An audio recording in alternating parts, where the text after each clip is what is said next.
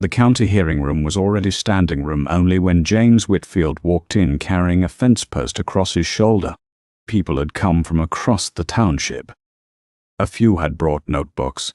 The county clerk had opened the overflow room and set up a speaker, but most people stayed in the main chamber, pressed against the walls. Word had spread that the county zoning board, at the urging of a developer named Vincent Collier, had rezoned James Whitfield's 73-acre farm from agricultural to commercial, and issued an order requiring the removal of all farm structures within 60 days. The 73 acres sat directly in the path of Collier's proposed outlet mall. Most people already knew how rezoning cases ended. When a county board rezones your land and a developer is waiting, the structures come down. That's how commercial development works. But James Whitfield didn't look like a man whose barn was 60 days from a bulldozer, because the fence post on his shoulder had initials carved into it, and the date read 1937. The security guard stopped him. "Sir, you can't bring a— Is that a fence post?" James lowered it from his shoulder. The post was about 4 feet long, grey cedar, weathered and cracked but solid. Near the top, 2 sets of initials were carved deep into the wood, JW and NW. Below them, the date, 1937. "Evidence," James said. His attorney, a land use specialist named Frank Petrov, handed the guard a document. The guard read it, looked at the post, and stepped aside. James carried it inside and leaned it against the defense table. Soil still clung to the base. Across the hearing table, the zoning board's attorney and Vincent Collier's team occupied 6 chairs. Collier himself, trim, grey-haired, wearing a suit that cost more than James's truck, sat beside an architect with rolled blueprints. Collier looked at the fence post and turned to his attorney. "He brought lumber to a zoning hearing," his attorney shrugged. Vincent Collier had developed 14 commercial properties across 3 counties. His outlet mall project would bring 12,200 construction jobs and $8 million in annual tax revenue. The county board had approved the rezoning 5-1 after a presentation that included economic projections, traffic studies, and a rendering of the completed mall with families walking past storefronts. The Whitfield farm was the last holdout. 3 other farms in the zone had already sold. Collier had offered James $1.2 million, triple the agricultural value. James declined. Collier raised to $1.5 million. James declined again. The rezoning was the next step. Under commercial zoning, farm structures became non-conforming and subject to removal. Without the barn, the equipment sheds, and the livestock facilities, the farm couldn't operate. James would have no choice but to sell. At a press event, Collier had said, "This project brings jobs and revenue." One farmer standing in the way of 1,200 jobs. That's not a property rights issue. That's a progress issue. The Whitfield family had farmed the 73 acres since 1934, when James's grandfather, Joseph Whitfield, purchased the land during the Depression for back taxes. Joseph built the first fence in 1937 with his brother Martin. They carved their initials at the corner post, JW and MW, and drove it into the ground with a sledgehammer. The farm had never been zoned commercial. It had been agricultural since before the county had a zoning code. That was the key. The county's zoning code had been adopted in 1968, a year when the Whitfield farm was already 34 years old. The barn had been standing for 31 years. The equipment shed had been built in 1952. The livestock pens dated to 1927. The fence, with its carved corner post, had been in the ground since 1937. Every structure on the property predated the zoning code by decades. Frank Petrov had handled 3 similar cases in his career. Each one hinged on the same legal principle: you cannot retroactively apply a new law to something that was legal when it was built. It was one of the oldest protections in American property law, and one of the most frequently ignored by developers with connections to county boards. Frank drove out to the Whitfield property on a Saturday. James met him at the gate. They walked the entire perimeter together. The farm was modest. 73 acres of rolling pasture with a creek along the eastern edge, a barn near the center, and an equipment shed near the road. The livestock pens were well maintained. The fencing was in good repair. There was nothing about the property that suggested neglect or structural risk. Frank stopped at the southwest corner. The fence post was cedar, gray with age but solid. The carved initials, JW and MW, were deep enough that 90 years of weather hadn't worn them away. The date, 1937, was still clearly readable. "Your grandfather carved these?" Frank asked. "Both of them did," James said. "Joseph and Martin Whitfield, brothers. They built the fence together the year they bought the land. My father told me they spent 3 days on it. Quarreled about the spacing the whole time." Frank ran his thumb across the carved letters. The cedar was smooth under his fingers, polished by wind and rain over nearly 9 decades. "This is your case," Frank said. "This post proves the farm was here before zoning existed. Everything else follows from that." But James pulled the post himself, carefully, the following Tuesday. He wrapped it in canvas and drove it to Frank's office.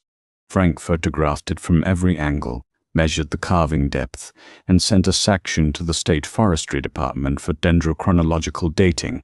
The lab results came back in 10 days. The cedar was dated to 1935 to 1938. The tool marks were consistent with hand carving using 1930s-era chisels. Preservation condition was consistent with heartwood cedar that had been partially submerged in well-drained soil. Exactly the conditions at the corner post position. Frank also pulled county records. The zoning ordinance was adopted on March 14, 1968, by a 4-1 vote of the county board. The single dissenting vote came from a commissioner named Hargrove, who had argued that the ordinance should include a grandfather clause for existing farms. He was outvoted. The ordinance as written contained no explicit grandfather protection, but state law did. State Statute 447201, passed in 1974, established that pre-existing non-conforming uses, including agricultural uses, could not be eliminated by local zoning changes without either just compensation or proof that the use constituted a public health hazard. No one had offered James compensation. No one had alleged a health hazard. The county had simply rezoned his land and ordered his buildings removed, as if 88 years of continuous farming could be erased by a 5-1 vote. Frank filed the defense. He attached the dendrochronology report, the county zoning ordinance date, the state statute, and a sworn statement from James describing the history of the fence post. Collier's attorneys responded with a motion to dismiss. The judge denied it. The hearing was scheduled. Frank told James, "Bring the post." "The whole thing?" James asked.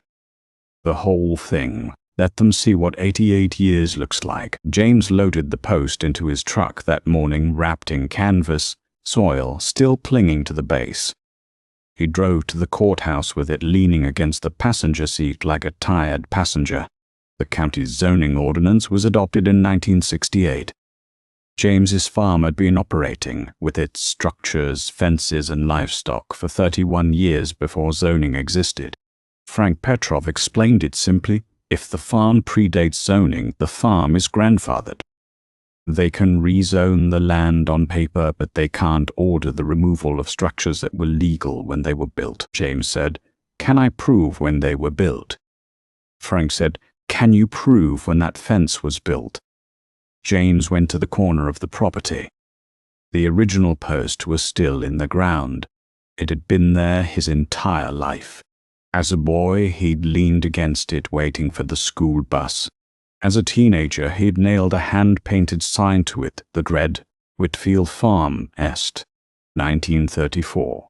The sign was gone, but the nail holes were still visible. The post stood about 4 feet above ground and went 3 feet below. It was gray cedar, cracked by weather, but solid enough that James couldn't push it with both hands. Near the top, his grandfather Joseph and his great-uncle Martin had carved their initials, J.W. and M.W., and the year 1937. James's father had told him the story 100 times. Joseph and Martin had spent the summer of 1937 fencing the entire perimeter. They cut cedar from the back 40, split each post by hand, sharpened the ends with a draw-knife, and drove them into the ground with a sledgehammer and a level. At every corner, Joseph carved the initials and the year. "So no one ever forgets who was here first," he'd said. James dug the corner post out himself. It took 2 hours and a pry bar.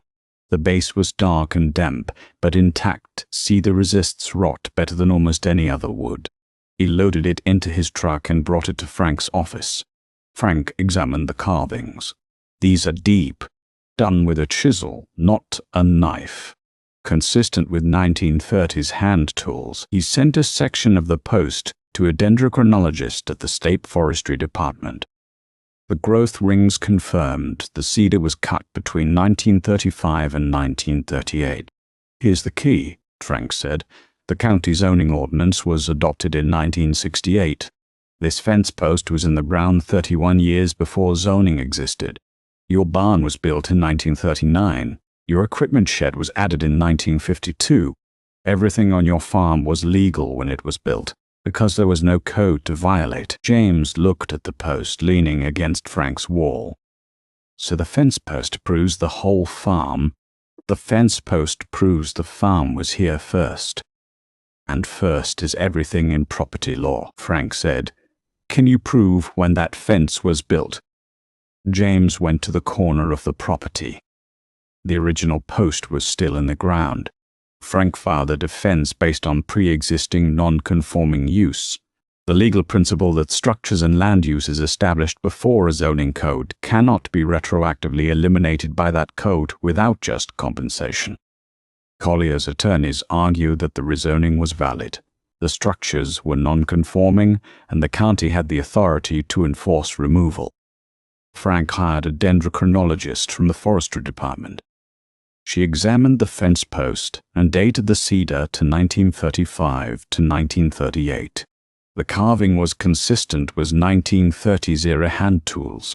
He also pulled county records. The zoning ordinance was adopted March 14, 1968. The Whitfield farm had been operating since 1934, 34 years before zoning existed. The morning of the hearing, Collier arrived with his architect and a rolled rendering of the outlet mall. A reporter asked about James's objection. "I respect the farmer," Collier said. "But zoning is the law. When the board rezones a property, everything on it has to comply. That's how development works in America." Inside, he arranged his materials and told his attorney. He brought a stick. "We brought a $47 million project." Now the final hearing had arrived. The board chairman opened proceedings at 9:05 a.m. Collier's team presented the rezoning approval, the economic impact study, the 60-day removal timeline. The architect unrolled a rendering. It was impressive. "The rezoning is lawful, the structures are non-conforming, and the removal order is within the board's authority," counsel summarized. The chairman turned. "Defense." Frank stood. "One exhibit. One fence post." James stood. He picked up the fence post and carried it to the front of the room. He laid it flat on the hearing table. Soil crumbled off the base onto the polished surface. The board members leaned forward. The carved initials, J.W. and N.W., and the date, 1937, were visible from 10 feet away. Collier stared. His architect lowered the rendering. Frank pointed to the carvings. "This fence post was driven into the ground in 1937 by Joseph Whitfield and his brother Martin. Their initials are carved here. The date is carved here. This post stood at the corner of the Whitfield farm for 88 years. He looked at the board. "This farm didn't start last year. It started before most of the people in this room were born." Collier's attorney scribbled a note. The gallery murmured. Frank placed a single-page report. Dendrochronological analysis dates this cedar to 1935 to 1938. The tool marks are consistent with hand forging from that era. This is not a reproduction, it is an original structure element from the 1930s. One board member removed his glasses. Frank placed a second document. The county zoning ordinance was adopted on March 14, 1968. The Whitfield farm, with its barn, its sheds, its fences, and its livestock, had been operating for 34 years before zoning existed. He paused. Under state law, pre-existing agricultural use established before a zoning code cannot be retroactively eliminated by that code. The board cannot order the removal of structures that were legal when they were built, because there was no code to violate. Collier stood. "This is a fence post." "Sit down, Mr. Collier," the chairman said. The room went still. Frank placed one final document. And even if the board could rezone, even if grandfathering didn't apply, State Statute 44-7201 requires just compensation for any government action that effectively destroys the economic use of a property. The $1.2 million offered by Mr. Collier is a purchase offer, not government compensation. The county offered nothing. He placed his hand on the fence post. No compensation was offered. No heritage assessment was conducted. No grandfathering analysis was performed. This fence post proves the farm predates every legal instrument being used to destroy it. The hearing room didn't make a sound. Collier sat motionless. His rendering lay rolled on the table. His $47 million project had just met an 88-year-old fence post. The board chairman conferred with 2 members. It took less than 3 minutes. "The structure removal order is vacated," he said. "The board finds that the Whitfield farm qualifies as a pre-existing non-conforming use under state law. Rezoning remains on record but cannot be enforced against existing agricultural structures without just compensation." He looked at Collier. "The project can proceed on the parcels that have already sold, but Mr. Whitfield's 73 acres are not available." The gavel came down once. Outside, a neighbor who had sold his own farm to Collier 2 years earlier was waiting on the steps. His face was complicated. "You kept your land with a fence post," he said. James shook his head. "My grandfather kept the land in 1937. You just didn't know I'd need the proof," a reporter asked. "Were you worried?" James looked at the post still inside on the hearing table. "That post has been in the ground through droughts, floods, 3 ice storms, and a tornado in '88. It held the fence up for 88 years. He paused. "I figured it could hold up one more morning." 10 months later, Collier's Ablet Morn was built on the adjacent parcels, scaled down from the original plan. The Whitfield farm sat at the edge of the development, 73 acres of pasture surrounded by parking lots and storefronts. Shoppers sometimes stopped to watch the cattle. James went back to work. The 73 acres stayed in the family. That summer, his grandson helped him reset the corner post, the original carved JW and MW, 1937, back into the ground where it had stood for nearly 9 decades. And the post stood there still at the corner of the property, initials facing east toward the morning sun. Right next to a new post his grandson had carved with his own initials and the year 2026.